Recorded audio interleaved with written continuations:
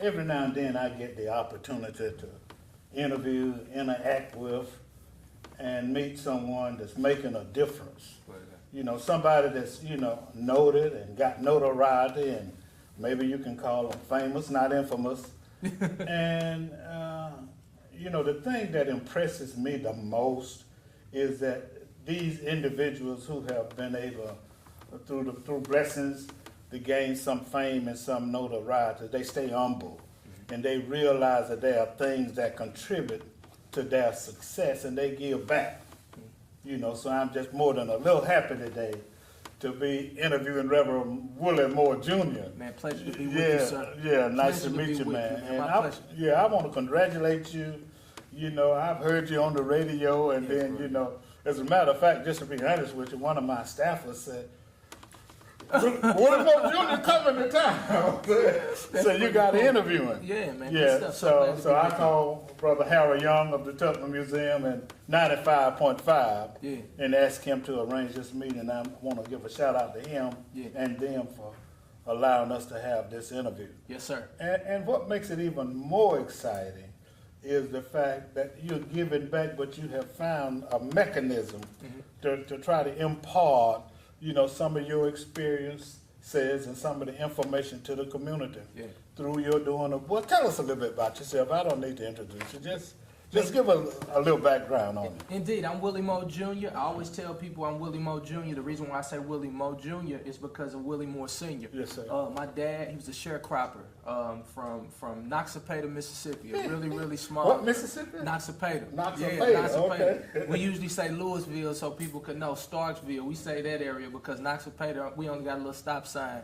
And if you blink, you're going to miss it, all right? Just keeping it 100. But they adopted me when I was 3 months old, man. Wow. And so I always say Willie Moore Jr. because I never want anybody to miss out on Willie Moore Sr. Yes, sir. I'm like, man, you know what? He's a great man. I'm just a good man trying to do the right thing. Right. But he chose to love me, him and my mom. And so, you know, we got an amazing organic message because my dad's 85. Right. And so although I'm young, like I get a chance to connect with people 8 to 80 because my best friend is 85. Right. You know what I mean? So I'm able to speak the language of the millennials, but then I'm able to cultivate people who are seasoned because they got a lot of wisdom. And what I've noticed is that in communities, you know, as I travel the country, like our mothers and fathers, they have the wisdom and we have all this zeal. But what is happening now, the communication is broken down, so we don't talk to each other. And so, you know, every single day on radio, television, film, whatever I do my best to be the bridge of communication between both parties. This is a call to action. Call to action. I'm your host, Alex Havisham, interviewing the Reverend Willie Moore Jr., and I'm not going to try to sing the jingle.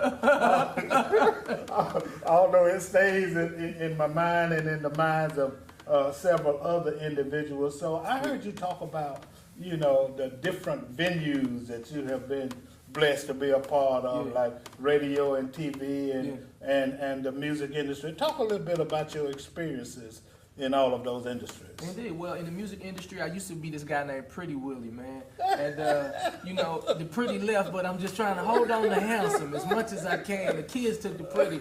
But I was signed to Universal Records, signed to Warner Brother Records, and, you know, had an amazing R&B and hip-hop career. And to be quite candid with you, man, we were in L.A., and I was really drinking a lot and smoking a lot. And one day I just said, hey, guys, we gonna go to church in the morning. And they was like, church? What you mean church?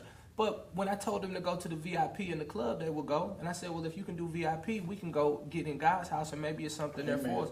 And I got more than I bargained for, to be quite honest. Like the preacher was speaking, and he said this one little word that stuck in my heart. He said, you think we're a body of perfection, but we're actually a body of process. And if you want to be a part of this process, come down. And the truth is, I was like, all right, well, I do want to be a part of the process.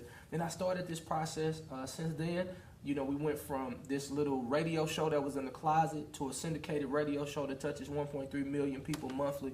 We got a brand new television show that I'm a correspondent on BET. Ty Tribbett is the host. It's called Joyful Noise. It comes on every Sunday. What? Joyful Noise. Joyful Noise. Yeah, okay, I'm familiar with that. 9 a.m. Eastern, 8 Central. And I have a television show on Juice TV, which is a subsidiary of TBN, and it touches 116 million people across the world. I travel to California once a month and take 3 or 4 shows there. And I'm a husband, and I have 3 amazing sons, so, man, you know, we're doing a lot. I got the most important question. I want you to take your time and answer this. Yes, sir. How can you as a young, hip man, also be close to God and close to religion and close to the Lord. Yeah. Because it seems that young people, and I'm not a preacher, you are, but I want to say this, you know, it seems that young people are just shying away from religion. Yeah. And I think, you know, one reason that you are blessed is because I think you are serving as a bridge. Yes, sir. As a bridge, you know, to kind of pull those two entities together. Talk about that, you know, your relationship to young people and how you endeavor to influence them, you know, by introducing them and familiarizing them with the word. Yeah. Well, you know, the truth is, religion has beat us over the head so much, man, that if you have one little issue, you figure, man, I'm not going to church because I still drink, I still smoke, I still cuss. But the truth is, God loves us not because we so good, but because he's so good. So how selfish are we to say, man, I'm not going because of something I'm doing? God's sitting in the back like, you don't think I can see what's going on when you out there? Like, yes, he's omnipresent. So what I've been showing people is just like, I learned a lot from my kids, especially my middle child. I got 3 boys. I got a 14-year-old, an 8-year-old, and a 2-year-old. Okay. But my middle child, many people who have middle children, you understand that middle child, I wouldn't dare call him bad, but he busy. And so, you know, one day I'm playing basketball with him, and we have the goal at about 6 feet. And so, you know, I'm 5 foot nothing, 100 and nothing, but at 6 feet, I'm dunking out. But my son, he said, well, Daddy, that's lower than the standard. So can you put it up to 10 feet? So I put it up to 10 feet, and he could actually hang with his dad because these knees ain't what they used to be. Right? And it just spoke to me to tell the nation that if you're not living with Christ and really understanding his standards, you're living below the standard. You're just dunking at 6 feet, but you can never go to the next level because you're not at 10 feet.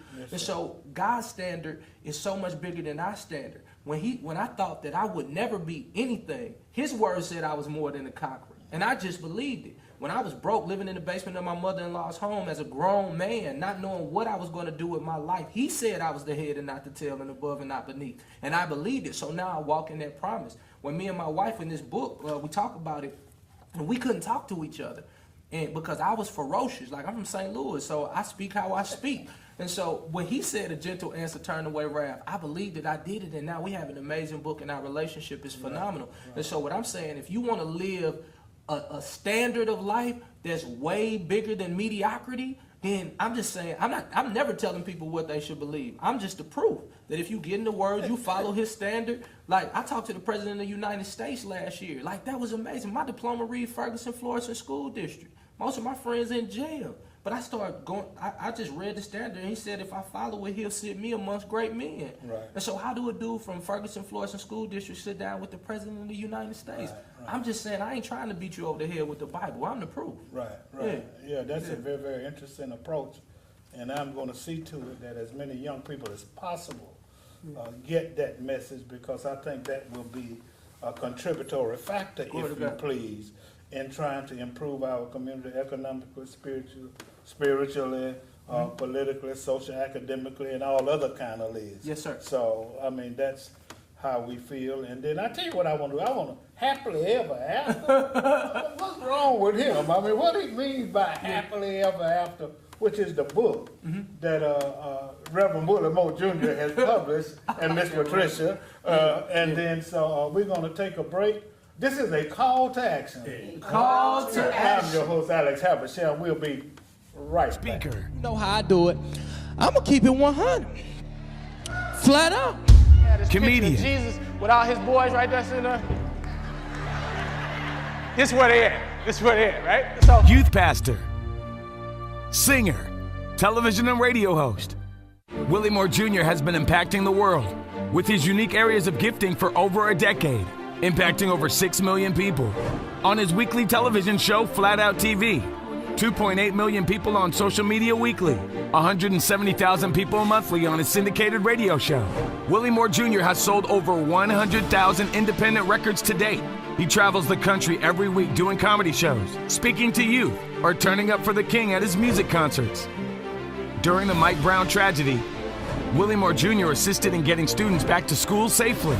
Because our children can't go to school until the police give us an okay that it's okay for them to go to school. The husband, father, and man of God is setting a godly example impacting the masses with his words of wisdom.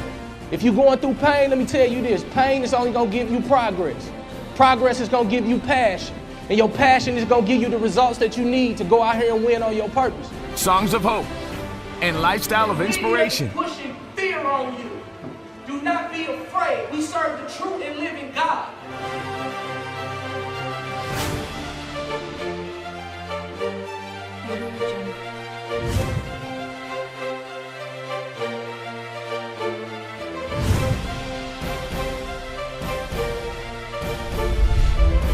Flat out.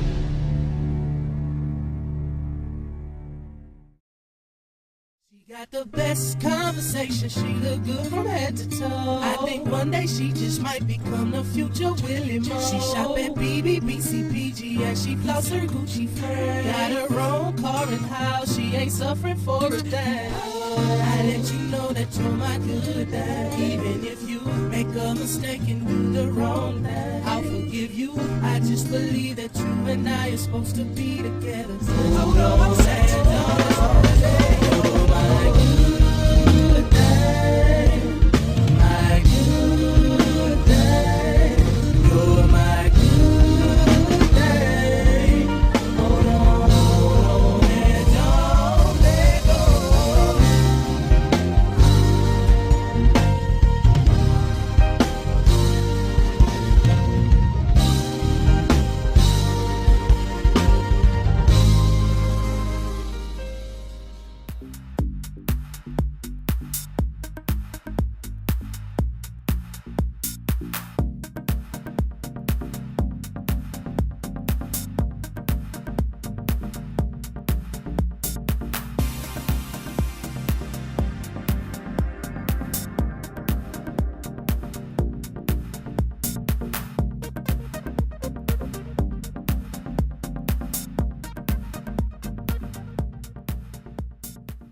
You know, people are very, let me coin this word, influenceable.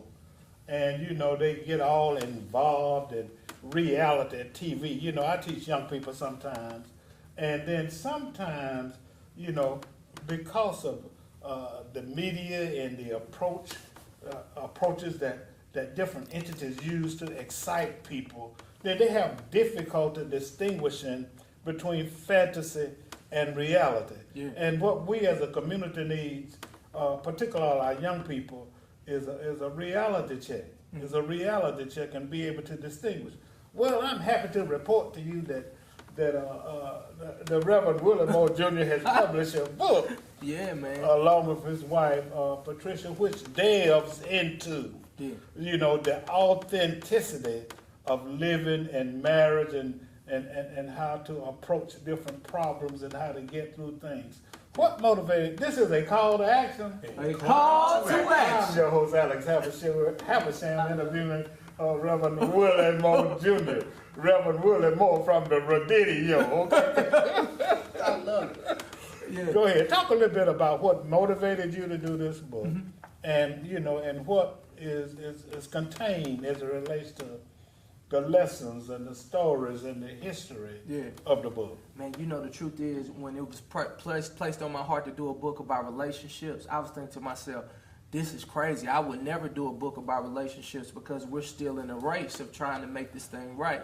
But the thing is that it was a lot of people in the race who would never get to the finish line because they quit prematurely. Yes, sir. And so we really made a decision. We said, you know what? We're not going to quit. And so I was ready to teach social media, teach people how we took this brand from being a thing in the basement to making it a business, to really being able to sustain our families and employ people.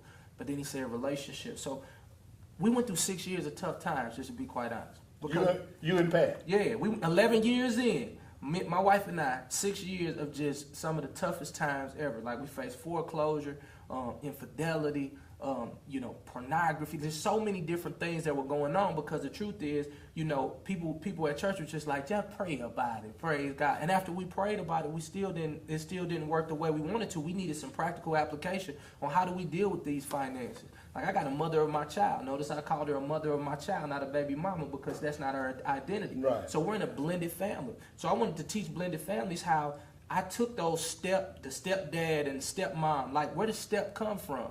It ain't no step bills. It ain't no step meals. It ain't no step practices that they have to go to. So my son has 2 dads and 2 moms. And so how do I get a chance to be in Memphis, Tennessee, where they live, and instead of getting a hotel, I get a chance to stay in their home with my wife and my children, and we're one big happy family. And so I want to teach people how we got that thing together and did it for the glory of God. In this book, I talk about it. Now, did you divorce or something? You know what? I didn't get a chance to divorce. I was a 21-year-old R&B hip-hop dude making a lot of money. And so let's just say I laid my hat in a few homes, and one caught up with me. Right? So you know, but this is my first child. As I told you, I was adopted. Now, this was your child? Yes, my child, 14 years old now. 14-year-old. Yeah, and so the truth is, you know, I had never, ever in my life met anybody in my biological family, ever in my life. The first person that was a part of my bloodline was with a young lady that was solely just a friend that I did not want to marry. But I had to make a decision. If I wasn't going to be with her, I had to do the right thing. And I submitted that to God. And I talk about it in the book, in this chapter called Baby Mama. That was before I changed her identity to the mother of my child. That I wrote a vision and I made it plain. I wanted her husband to be a man of God. He's a man of God. I wanted us to be an example for young couples on how a blended family could work if you stop the bickering and fighting.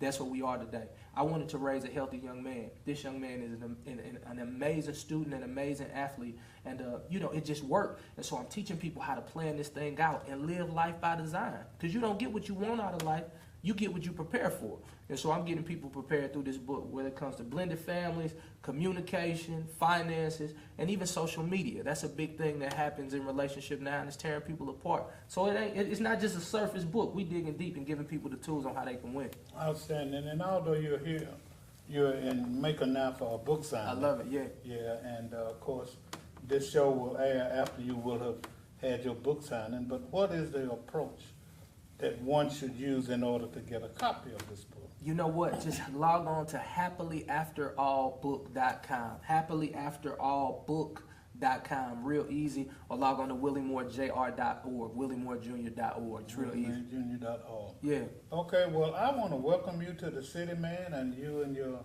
lovely sister Shamika. Shanita. Shanita. Yeah, Shanita. This is a call to action. A call to action. I said it one more time because I like the way Shanita says that. I'm your host, Alex Habersham, having interviewed Reverend Willie Moore, Jr., who is a phenomenal young man. As a matter of fact, you know, when I heard he was coming to town, I thought he was going to be 6'7" with some gray hair. I'm not on Twitter. Keep it going. But, you know, he's a young man, you know, and he's doesn't have the gray hair. But I want to commend you, man, and encourage you. Yes, sir. You know, just keep up the good work. You know, stay focused. You know, stay branded. Yes, sir. And you know, you just scratching the surface. I'm sure I feel it in my bones of how successful you will be as long as you keep that same spirit and that same attitude, and realize that everybody is a part of the process. And every time you help somebody or inspire somebody or educate somebody or influence somebody, and it's for the glory of all and the betterment of all. This is a call to action. A call to action. I'm your host, Alex Habersham. Have a great day.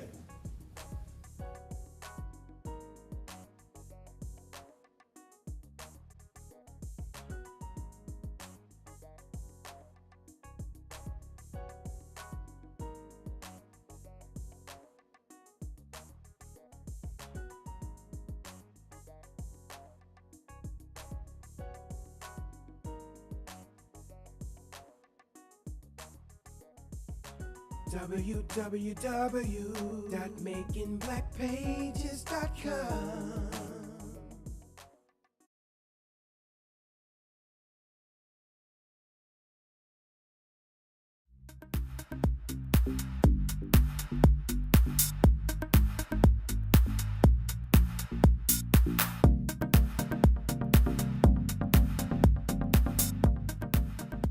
Got the best conversation, she look good from head to toe. I think one day she just might become the future Willie Moore. She shop at BCPG and she floss her Gucci friend. Got her own car and house, she ain't suffering for a dime. I let you know that you're my good dad. Even if you make a mistake and do the wrong thing, I'll forgive you. I just believe that you and I are supposed to be together. Hold on, I'm sad, don't yeah.